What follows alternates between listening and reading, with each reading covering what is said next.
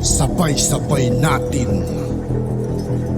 alamin ang mga kaganapan na nangyayari sa ating bansa.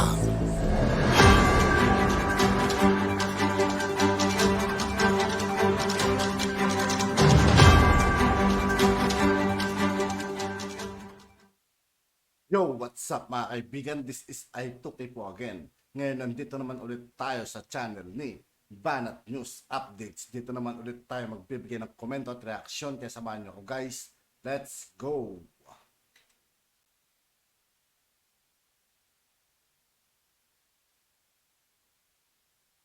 O si Senator Alan Peter Cayetano sa kanya pong reaksyon dito po sa kanyang angal, no, sa presyo ng binili ng DepEd ng mga laptop para sa mga teacher. Magaganda naman sinasabi nito ni Senator Alan Peter Cayetano kung hindi ka magsusuri, kung tatanggapin mo lang yung mga sinasabi niya. How can we teach our kids that crime does not pay? Kung pagbukas nila ng TV, halos kapresyo ng MacBook Air ang laptop na binili para sa teachers nila. Kung walang tinatago, walang mawawala sa isang investigasyon.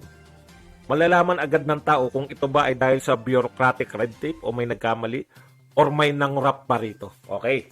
So, ibig sabihin, gusto ni Peter Alan Cayetano na magkaroon sila ng investigasyon sa Senado. Nauna na si Sara Duterte. Gusto niya na, pinaimbestigahan niya na sa DepEd. Wala po kaming nakikitang problema, no, Senator Alan Peter Cayetano. Ito ang nakikita kong problema. Ine-expose nyo lang na may korupsyon. Di ba? Alam po ninyo, sabi ko nga, mag-real talk tayo. Kung makabanat kayo sa korupsyon, parang outsider kayo. Di ba? Kamakailan lang, ikaw ay Speaker of the House. Ano po ba ibig sabihin na Speaker of the House? Sa Pilipinas po, pang-apat po na pinakamataas na tao, Speaker of the House. Pinakamataas na tungkulin. Presidente, Vice President, Senate President, ika-apat, Speaker of the House. Ibig po sabihin, pag namatay po yung tatlong sunod-sunod, magiging presidente natin yung Speaker of the House. Naging Speaker of the House ka Di ba? Huwag nyo kaming pinaglulukod dyan sa mga corruption. Na ang tanging gagawin nyo lang ay i-expose na parang may malaking kasalanan. Bahagi ka ng gobyerno. No? Kalimutan na natin itong mga bureaucratic. Alam niyo, okay lang yan kung nagsalita ka, si Robin Padilla ka. Ngayon ka lang nahalal. Nakita mo, may corruption pala, tindi pala ng corruption. Magsasalita ka ng ganyan na parang, di ba? Nabigla ka matindi pala ang corruption. Ikaw naman, Senator Peter Alan Cayetano, hindi ka naman po simpleng tao. Ang tagal mo ng senador No? Ang tagal mo ng, naging congressman ka, Speaker of the House ka pa. Ngayon, senador ka na naman. Parang gulat na gulat kayo na may korupsyon. Parang gustong-gusto nyong i-expose na may korupsyon. Ano bang ginawa niyo sa korupsyon? Bakit hindi natapos-tapos yung lintik na korupsyon na yan? Ilang taong ka na bang senador? Ilang taong ka bang naging congressman? Wala lang lahat yung panunukulan nyo. Panay-panawagan lang kayo na sugsugpuin nyo ang korupsyon. Ito hamon ko sa inyo, no? Kayong mga magagaling dyan, mga congressman, mga senador. Ontiveros, wala nang bukang bibig. Korupsyon. Alam ninyo, kaya din namin yan na vlogger Sabihin namin na masyadong korap ang gobyerno, lutasin niyo yung korupsyon. Hanggang doon lang kami, hanggang tokis lang. Kasi, yun ang trabaho namin, magsalita lang. Kayo. No? Kaya kayo binuboto dyan para lutasin nyo yung hindi namin kayang mga pangkaraniwang mamamayan. Ang tagal-tagal ng may korupsyon. Sinasabi nyo, matagal na yung mga korupsyon na yan. Bakit nariyan pa rin? Ano ba yung ginagawa ninyo para mapigilan yung korupsyon na yan? May pondo po kayo lahat. Dakdakan kayo ng dakdakan sa media. Ngayon po, hindi nila sa media, sa social media. May kanya-kanya kayong mga account, may kanya-kanya kayong mga follower na mga vlogger, no? Dakdak kayo dito, dakdak doon ng tungkol sa korupsyon ng Pilipinas. Hindi ba mas nararapat na lutasin na natin yan? Ito hamon ko sa inyo, no? Kung hindi nyo talaga kayang lutasin yung ang korupsyon, 1 taon, bigay nyo sa akin pondo nyo. Lahat ng umaangal dyan sa Senado, bigay nyo sa akin pondo nyo na 1 taon. Lulutasin ko yan. At pag hindi ko nalutas ng 1 taon, magre-resign ako. Nanginaya. Kayo ba, gagawin nyo yun? Kaya nyo ba yun? Kasi alam po ninyo, mga senador at congressman, na palaangal sa korupsyon. Parang nagre-report lang kayo sa amin na may korupsyon sa gobyerno at tak. Butak-tak, may korupsyon, butak-tak.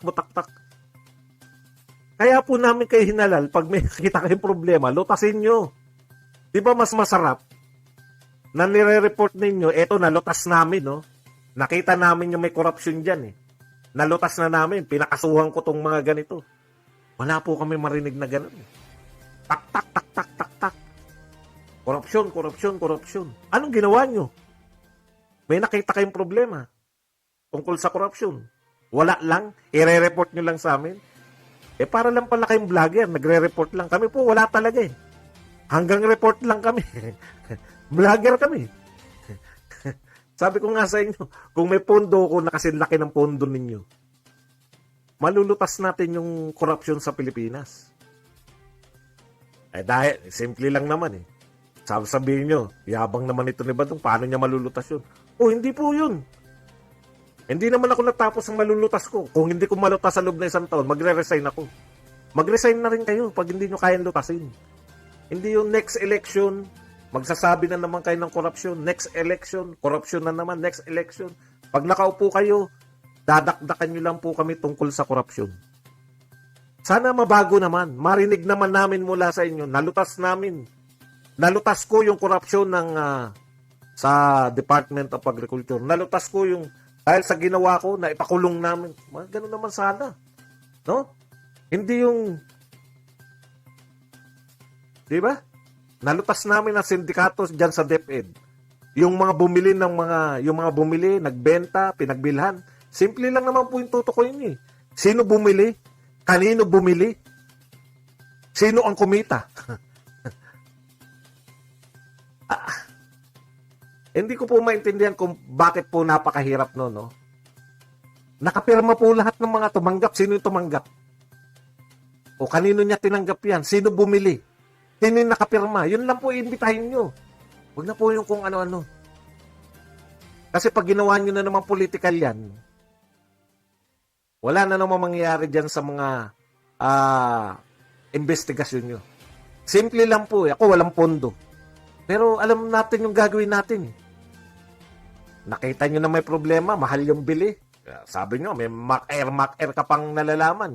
Malamang nalaman mo yan dahil may researcher ka, magkano yung MacAir. Etong specification na to, magkano to pagka tinilad-tilad. Kaya po yan O ngayon, sino yung mga pumirma dyan? Na nag-import yan? Dalawa lang po. Kita nyo po simple lang po yung pag-iimbestiga niyan. Tuturuan ko na kayo. Wag nyo na lang po ako sabihan na marunong pa ako sa inyo.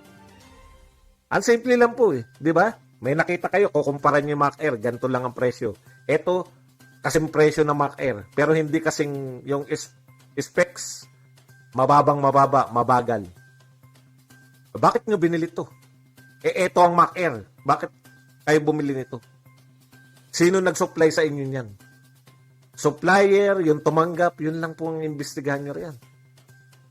Pag sinabi niyang, bakit mo, pag tinanggap niya, bakit mo binili ito? Napakamahal. Ganun lang naman, no? Sasabihin, wala po kasi ko alam dyan, Yari, wala pala. Ayoko na maituro sa inyo yung gagawin nyo, pero sawa na po kami sa kasasabi nyo sa media na may korupsyon. Sawa na po kami na nagpapabango kayo sa korupsyon. At isa pa, last na lang, Senator Alan Peter Cayetano. Nasaan yung 10,000 na ayuda? Siyempre, sasagot mo, hindi lang naman ako ang batas yan dapat. Dapat sinabi mo yan noon. Mag-e-election na naman mga, excuse mga kaibigan, mag-e-election na naman mga kaibigan. Hanggang ngayon, wala pa rin yung 10K natin. Ano ba yan? Nung sinasabi mo yung 10,000, wala ka naman sinabi na kinakailangan to dumaan sa mga congressman.